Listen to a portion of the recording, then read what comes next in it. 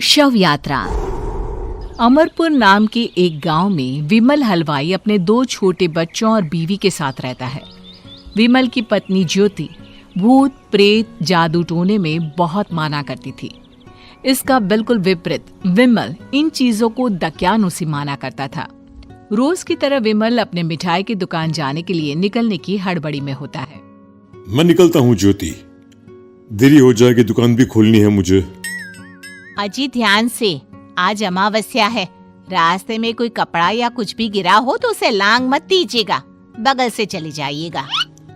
अरे ऐसे तो तुम मुझे पागल ही कर दोगी क्या? हाँ, मैं नीचे देखकर चलूं कि सामने से कोई गाड़ी घोड़ा आकर मेरे ऊपर से चला जाए? दोनों हालत में तो मेरी ही मौत है। अरे क्यों सुबह सुबह इतनी अपसुगनी बातें कह रहे हो जी?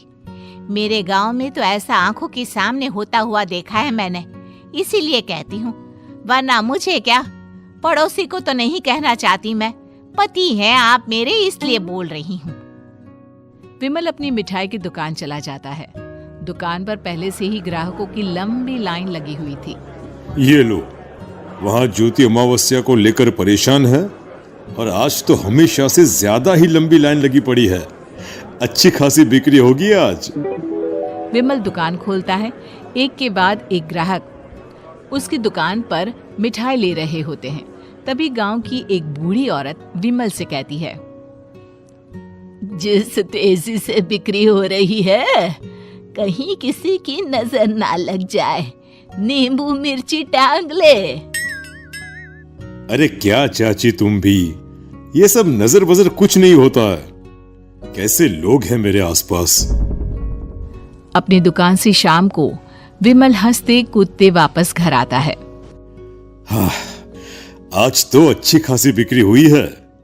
एक महीने में जितनी बिक्री होती है, एक ही दिन में आज उतने पैसे कमा लिए मैंने। ये तो बहुत अच्छा हुआ जी, आज ही घर की नजर उतारी है मैंने। बिक्री तो अच्छी होनी ही थी।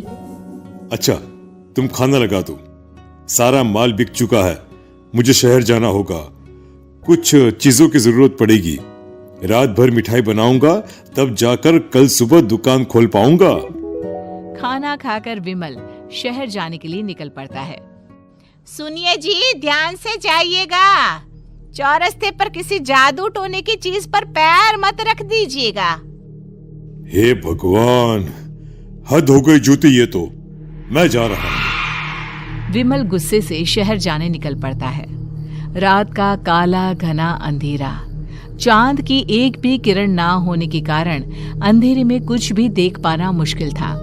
जंगल के बीच के एक अधकच्चे रास्ते से विमल जा रहा होता है। चारों तरफ गुफ अंधेरा और सन्नाटा सुनाई दे रहा था, और सुनाई दे रही थी विमल के पैर के नीचे आ रहे सूखे पत्तों की आवाजें। तभी अचानक दूर से उसे कुछ आवाजें सुनाई देती है।